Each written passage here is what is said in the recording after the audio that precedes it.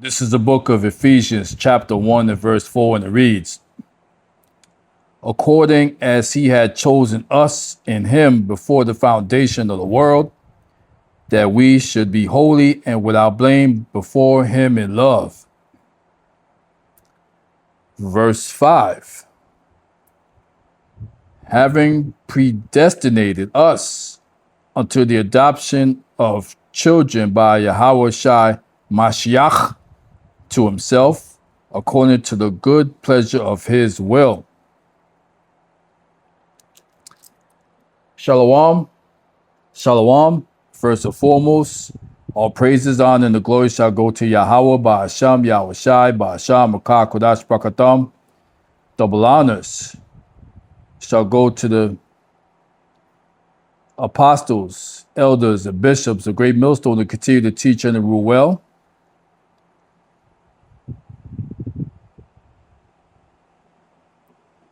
Also, shalom to the Akims of great millstone and like-minded camps and individuals who continue to teach as one body, who continue to be out on the highways and byways, risking their lives for the greater good. And also shalom to the sincere Akwat, who are continuously learning in silence, as the Holy Scriptures have commanded for you to do so. This is Azariah Gabar, representing the King is Coming channel, back at it with another lesson for edification purposes. All right. So this lesson is going to concentrate on predestination is equivalent to being prisoners of hope. All right? Because this is what a lot of you people out there have to understand. All right? That, you know, we just don't say, Lord, Lord, like I had came out with as far as a previous lesson. You go to these churches and say, oh, Lord, Lord, clap your hands and stomp your feet, and then you automatically in there like swimwear. No. You need to be predestined first by Yahweh, Ba'asham, Yahweh Shai, Ba'asham, Makah, Kodash, Brakatam, okay? So, for us true men of the Lord and the rest of the 1/3 of the remnants, this means that we have to be actual prisoners of hope. All right? That's what we have to be, and that's what I am right now. I'm that prisoner of hope, because we have to hope to be chosen for this salvation. Okay? There's hope that's associated with this. So we're going to go to the book of Romans 8:29. And it reads, for whom he did foreknow, he also did predestinate to be conformed to the image of his Son, that he might be the firstborn among many brethren. All right? So this is even more proof of what I'm saying about being predestined.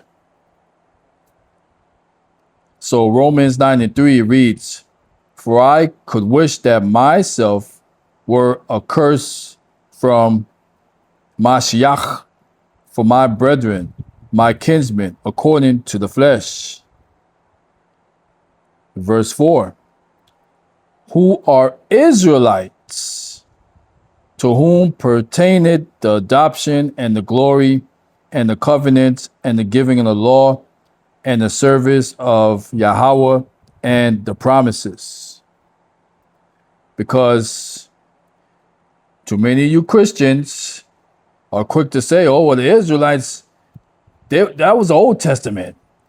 They no longer exist. They were done away with. You'll find them in the Old Testament, but not in the New Testament. But didn't I just read to you Romans 9:3 and 4? Who are Israelites, to whom pertaineth the adoption and the glory and the covenants and the giving of the law and the service of Yahweh and the promises. Didn't I just read that? So get your thick skulls. We're still here. And we're going to be here forever. You heard? Because when we go to the book of Romans 9:11, it reads, for the children being not yet born, neither having done any good or evil, that the purpose of Yahweh according to election might stand, not of works, but of him that called it.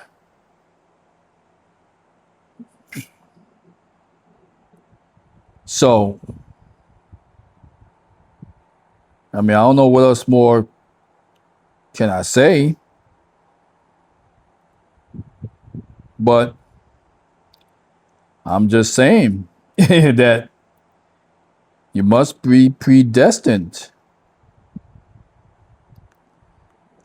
Predestination. Because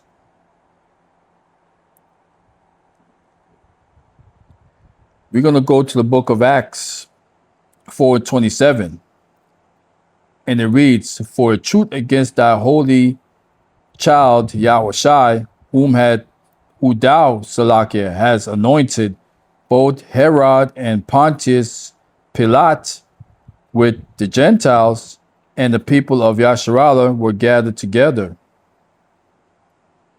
for to do whatsoever thy hand and thy counsel determined for to be done. Okay, so again, this is talking about being anointed. And being anointed ties into being predestinated. Okay? This is what it's all about. Because also Jeremiah backs this up. 1:5, and it reads, before I formed thee in the belly, I knew thee. And before thou camest forth out of the womb, I sanctified thee, and I ordained thee a prophet unto the nations. Okay, so there we go again. This is another form of being predestinated. All right, the sanctification. So being anointed and being sanctified, equivalent to being predestinated. All right. So Psalms 139:11, it reads, for I say, surely the darkness shall cover me, even the night shall be the light about me. Verse 12, yea, the darkness hideth not from thee, but the night shineth as the day. The darkness and the light are both alike to thee. Verse 13, for thou hast possessed my reins. Thou hast covered me in my mother's womb. All right. So you can't get any more clearer than this. So I just covered the predestinated part. So now we're going to get into the prisoners of hope part. So when we go to the book of Zechariah 9:12, and it reads, turn you to the stronghold, ye prisoners of hope. Even today do I declare that I will render double unto thee. All right. So I just read the prisoners of hope part. So this will tie into the 1/3 versus the 2/3. The 1/3, which hopefully I'm part of that number, will be saved and shall see salvation when that time come.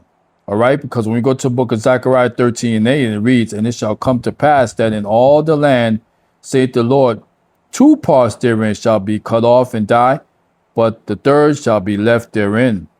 Verse 9, "And I will bring the third part through the fire." And how's that going to happen?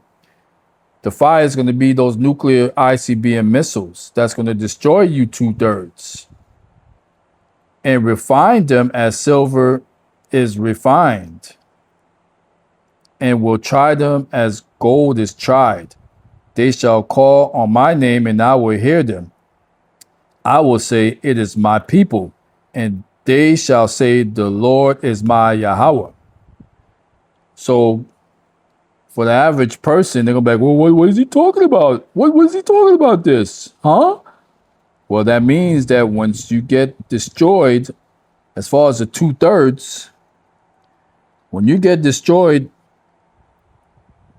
from this side, but then you're going to be reborn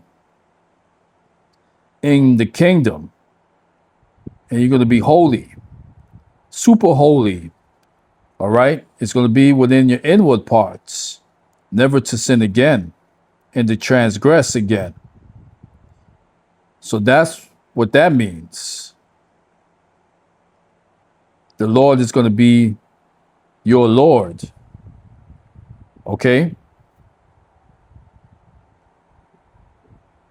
So that's what we're striving for. That's what I'm striving for. Okay. This is what I want to be. Now, I want to try to get Revelation, one more scripture to back up what I'm talking about.